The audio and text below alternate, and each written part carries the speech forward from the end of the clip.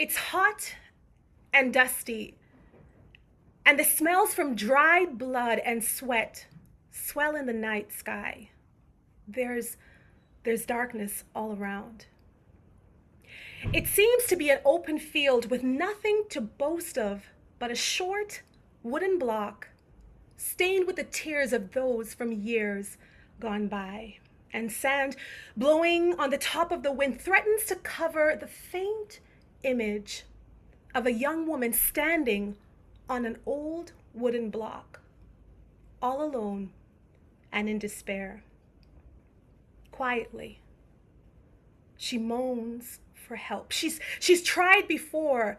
No one has heard her, but she tries again. She's tired and dirty. She's weary and worn, and she has little strength to keep standing in the darkness under the watchful eye of her master who lurks in the corner.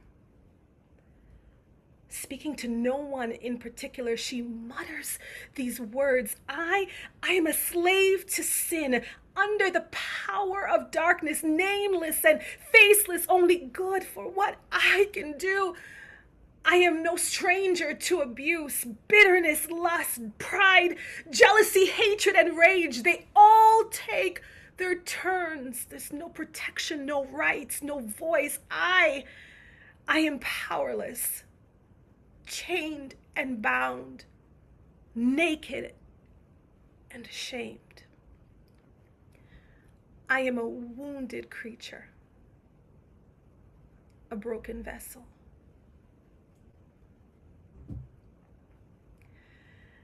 I've been beaten and misused, and with all the things that were said, all the emotional and the mental blows, they came at my head, yet it seems that life will always be this way. She looks down at her hands and her feet, both bound in chains, and wonders if she would ever be set free. She's a prisoner. And in the corner, her master, a man by the name of Accuser, he chuckles in a sinister way. He walks closely to her, kicking away bottles and dirt and drugs of all kinds, and he jeers directly in her face. You're mine.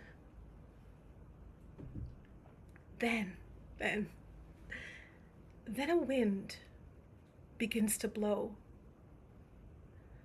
Coming from the east, subtle at first, but increasing in intensity as if purpose was in its movement.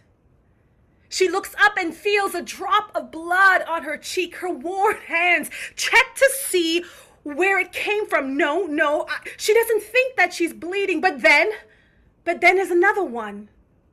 And suddenly, her shackles begin to shake. From the corner of her eye, she sees another form, not menacing yet strong, coming towards her.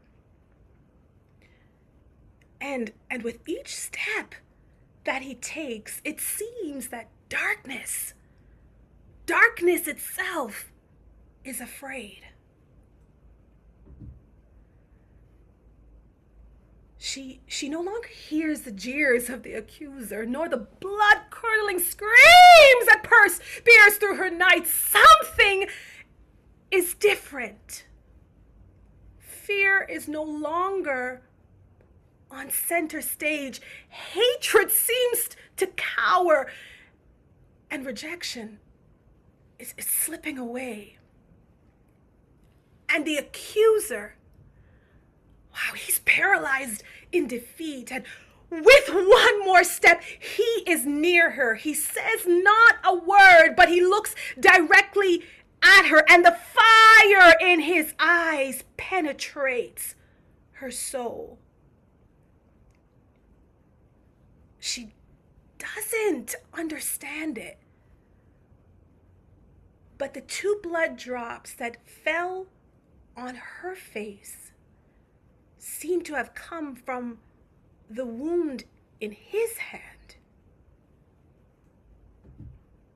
And then, with one breath,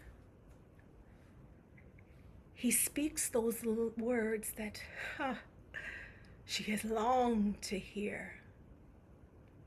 It